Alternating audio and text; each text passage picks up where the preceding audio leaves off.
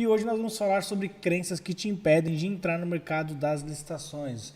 Quais são as principais crenças? E a primeira delas é o seguinte: calote. Muita gente acredita que o governo não paga, por isso que não vende para o governo. Acha que o governo não vai pagar, que ele vai te dar um calote. E a gente até fez, a maioria dos temas aqui, eu fiz alguma live a respeito. Mas o que eu tenho para dizer para vocês sobre o calote? A primeira delas, não teria como o governo estar comprando até hoje se ele não pagasse ninguém. Você acha que tanta gente estaria vivendo de licitações como eu vivo, como nossos alunos, como nossos clientes aqui? Tem clientes nossos que vendem exclusivamente para o governo. Não vende na iniciativa privada, vende só para o governo. E como é que ele paga as contas se o governo não paga, né? Então, o governo, ele paga. O que você precisa entender, foi até que eu expliquei na aula sobre o calote, são as etapas que o governo utiliza para fazer a contratação, quais são as suas obrigações, quais são os seus deveres, o que você não pode fazer, o que você tem que fazer. Falei a situação do empenho, para você não entregar o material sem receber o empenho. Né? Na maioria dos órgãos públicos, 90% e 95%, eles só utilizam a nota de empenho, não tem outra maneira de contratar você. Então, quando você está vendendo para o governo, peça a nota de empenho. Sem isso, essa é uma das coisas, né, que garante que você vai receber. Depois você entrega tudo. Teve alguém que inclusive comentou que estava com atrasos no pagamento. Aí tem dicas que eu dou lá de como que você supera, ou pelo menos vê se esse atraso não é gerado por um próprio erro seu. Às vezes a nota fiscal está divergente, às vezes o produto não está batendo, tem várias coisas que pode acontecer. Inclusive esse da nota fiscal acho que eu nem comentei, mas a nota fiscal tem que estar igualzinho ao empenho. E se não tiver, isso pode ser não, o órgão público não te paga. E aí pode ser que seu atraso no pagamento está gerando isso. O que acontece? Às vezes você compra um produto e o pessoal às vezes tem o hábito, né? E é prática mesmo, é comum. Você acaba replicando a nota fiscal que você comprou, pelo menos a descrição do item, a unidade do item. Geralmente é assim, você compra um produto, chega a nota fiscal, na hora de vender para o órgão público, você acaba replicando ou pegando como referência aquela nota fiscal que você comprou. E aí tem coisas que você compra, que, por exemplo, deixa eu pensar aqui, folha sulfite. Quando você compra folha sulfite, você vai comprar uma caixa com 10 resmas. Só que o órgão público ele compra a resma. Então, na hora de você emitir a nota fiscal, você tem que tomar cuidado na unidade de medida. Porque no empenho vai vir 50 resmas. E aí, na hora de fazer a nota fiscal, você coloca 5 caixas com 10 resmas. Ele não vai te pagar. Vai dar problema, porque a unidade de medida não é a mesma do empenho. Tá? Então você tem que sempre se atentar que as unidades de medidas têm que ser iguais. Isso é um dos motivos que pode causar atraso. Então quando você está emitindo a sua nota fiscal, dá uma olhada se a unidade de medida que você está utilizando é a mesma que o órgão público empenhou. Pode ser divergente da que eu compro? Pode, não tem problema. Você pode comprar no atacado e vender no varejo, não tem problema nenhum. Agora, você tem que informar para o órgão público a mesma unidade. Tá? Então, isso pode gerar um atraso. Foi uma das dicas que eu esqueci de dar naquele dia lá do pagamento. Mas a primeira crença que as pessoas têm, né, top 1 aqui, é essa, que o governo não paga. E a gente já fez uma live e eu falei mais uma vez aqui, o governo ele paga, ele cumpre suas obrigações, tem legislação que obriga ele a fazer isso. E outra, uma outra garantia excelente, quer ver uma prova de que o governo paga? O banco aceita o seu vínculo com o órgão público, né, o seu empenho, o seu contrato, como garantia para te emprestar dinheiro. Você acha que o banco ia fazer isso se ele não tivesse certeza que você ia receber? Essa é uma das coisas. Então, o governo paga sim, de fato, beleza? Meu produto não vende. Muita gente acredita nisso, que o produto, a atividade que ela está trabalhando, que ela quer trabalhar, que ela tem alguma finalidade, o governo não compra. E isso... eu não vou falar que é uma inverdade, pode acontecer, mas eu vou te falar que na maioria, 97%, 98% dos casos também, são pessoas que estão se atentando só à atividade finalística do órgão, atividade fim. Ele não se atenta à atividade meio, que ele precisa de insumos, ele precisa de serviços para executar coisas que não estão relacionadas à atividade fim dele. Né? Se você entra numa delegacia, provavelmente você não está acostumado a vender para o governo, você não vai imaginar que lá vai ter um ar-condicionado que um ventilador, mas ele compra.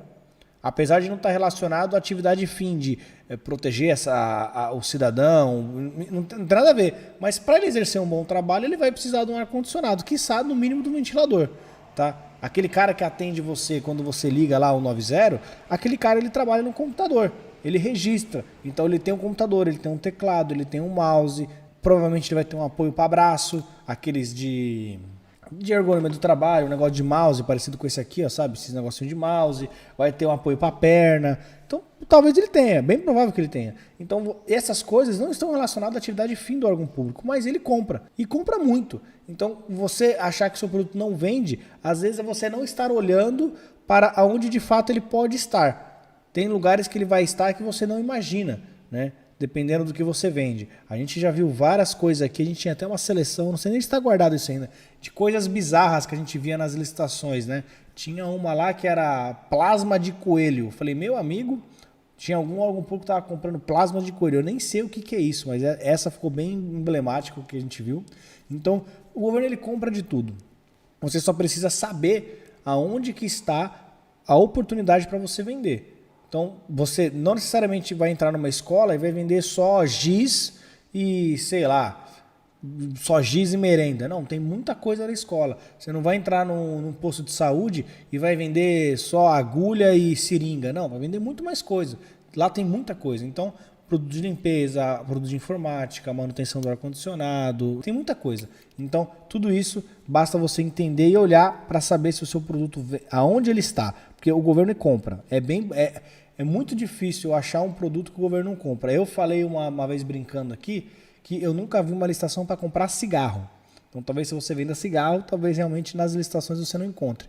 Talvez, não é certeza ainda. Eu nunca vi, né? Licitação para comprar cigarro. Mas vai que um dia tem aí, sei lá. Então, com exceção disso, por isso que eu não falo 100%, mas é difícil você encontrar algum produto que o governo não compre. A outra coisa que a galera acredita, né, ou pelo menos limita ela de entrar no mercado, fala assim, não é para mim. Esse negócio não é para mim, isso aí são para grandes empresas ou são para, sei lá. Sempre é, galera, sempre é. Tem o tamanho do mercado, as licitações tem para todo tipo, para todo gosto, para todo produto, para toda região. Então, se você fala que não é para mim, independente do argumento, se é por localidade, se é por porte da empresa, se é por volume de compra, sempre vai ter oportunidade para você. É uma analogia que eu sempre costumo dizer. Tem mercado para todo mundo, assim como no mercado privado. Você imagina que se você falasse assim, Serra, eu vou abrir um mercado, eu vou abrir um mercadinho hoje. Não vou não, porque eu vou concorrer aí, sei lá, com o Grupo Pão de Açúcar, eu vou concorrer com a galera do Carrefour, eu vou concorrer aí, sei lá, com o Açaí, que é um atacadista. Não vou abrir. Claro, abra, estude o mercado, mas entenda que qual que é o seu público? Tem público para todo mundo. No meu bairro lá, que eu moro, tem um mercadinho de bairro. Pergunta se ele está ruim. Não está. Inclusive ampliou agora. Por quê? Ele entende que o público dele não é o público que vai fazer a compra do mês. Ninguém vai chegar lá no mercado dele, na maioria dos casos, e fazer uma compra de R$400. É difícil. A grande maioria dos casos são pessoas que estão precisando de alguma coisa pequena. Pô, acabou o óleo, acabou o leite, pô, preciso comprar alguma coisinha, pô, rolou um churrasco lá em casa, preciso comprar um refrigerante, uma cerveja. Vai lá e faz um pedidinho pequeno. Então, ele ganha no volume de vendas, no número de vendas, não em uma venda que ele fatura muito. Diferente de um mercado grande. O cara, o exemplo desse mercadinho do bairro, ninguém sai de casa, vou lá no mercado, no atacadão, lá para comprar o quê? Uma lata de feijão, uma caixa, uma lata de óleo ou um saco de feijão. Não vai, pô. O cara ele vai comprar nesse mercadinho do bairro. Ele sabe que é mais caro, que é o mercado dele. Mas eu falo, pô, ainda sai mais barato do que eu gastar tempo e gasolina lá no mercado para poder comprar. Então, você entender. Nas licitações é a mesma coisa. Tem aquela licitação que vai chamar a atenção do Grupo Pão de Açúcar, né, trazendo para essa analogia, para grandes empresas. E tem licitações que vai atrair você que é pequeno. Basta você saber quais são elas. E claro, você tem que saber se posicionar no mercado. Eu sempre falo isso. A empresa que está querendo vender para o governo, ela tem que saber se posicionar. Aonde é o meu lugar aqui? O meu lugar é disputando com grandes empresas, o meu lugar é disputando com pequenas empresas. É disputando com pequenas empresas. Então entenda que você vai ganhar no número de vendas, não na quantidade vendida não no valor por venda. É pelo número de vendas. Entendeu? Amanda, só para contribuir, já vi na Beck, tanque para transporte de animais marinhos. Tá aí, ó. Tá aqui a Amanda que não me deixa mentir sozinho. Brincadeira, Amanda, que não me deixa mentir. Pô, viu na Beck? Tanque para transporte de animais marinhos. Meu amigo, você já imaginou que o governo comprava isso? Compraria isso? Compra, tá aí, ó. Ela viu lá. E se você ficar o dia inteiro olhando, você vai ver muita coisa, muita coisa. Então, assim, tem muita oportunidade de tudo quanto é tipo, beleza? Como eu falei, meu produto não vende, já foi superado. Não é pra mim. Tem mercado pra todo mundo, tá? Não precisa você se desesperar, é só você saber se posicionar. A quarta crença que a galera acredita que não ajuda ela, não é um mercado bom pra ela, é a seguinte: eu preciso molhar a mão de alguém, né? Que seria o caso da corrupção. E nesse eu vou até me alongar um pouquinho mais, porque eu já fui servidor público, tá, galera? E eu sei da visão de quem tá do lado de lá e de quem tá do lado de cá também. Então, a gente que já trabalhou dos dois lados, a gente sabe como é que é a realidade do servidor e, claro, do empreendedor agora. A maioria das licitações, 99%, esse eu cravo 99% das licitações não tem nenhum ato de corrupção, tá bom? Por quê? O pregoeiro, o servidor público, ele responde com o CPF dele. Ele não responde a função pregoeiro da época. Deu um problema numa licitação exemplar de 2012, quando eu era pregoeiro. Vai inquirir quem? Vai inquirir o pregoeiro de hoje, de 2022, 10 anos para frente. Não. Vai inquirir quem era o pregoeiro da época. No caso era eu, você vai ser inquirido, você vai responder por esse processo e se for constatado que você fez algo errado, você vai ser punido. Eu, pessoa física. Mas eu nem estou no exército mais hoje. Não tem problema. Não tem problema. Você vai responder e se tiver feito alguma coisa errada, você vai responder. Então, assim, o servidor ele tem muito medo de fazer o errado, tá, galera? E com razão, tá? É um ou outro que realmente é uma pessoa de má fé que quer fazer algo errado. Por isso que eu falo 99%. Não vou falar que não tem, tá? Mas a maioria, e principalmente desses processos do dia a dia, tá? Uma coisa é você falar de uma licitação bilionária, né? Uma licitação monstruosa, onde o número de concorrentes é menor, fica até mais difícil você fazer uma pesquisa de mercado. Eu vou dar um exemplo, tá, galera? Eu não estou falando, já adianto, eu já não estou falando que tem corrupção nessa licitação. Não estou falando isso, mas eu quero que vocês entendam o conceito, tá? O conceito. Imagina que eu quero fazer uma licitação para descartáveis. Quantas empresas vendem descartáveis? Não é difícil fazer uma pesquisa de mercado. Eu não sei quantas empresas vão participar no dia da licitação. Vai ter 40 empresas participando. Como é que eu vou fazer algum direcionamento para alguém? É muito mais difícil. E essa é a realidade na maioria das licitações. Agora imagina, por exemplo, uma licitação para fazer um metrô ou uma obra, sei lá, o trem-bala, que teve uma época quando eu cheguei aqui em Campinas, tinha esse projeto. Um trem-bala que seria daqui de São Paulo para o Rio com uma parada em Campinas.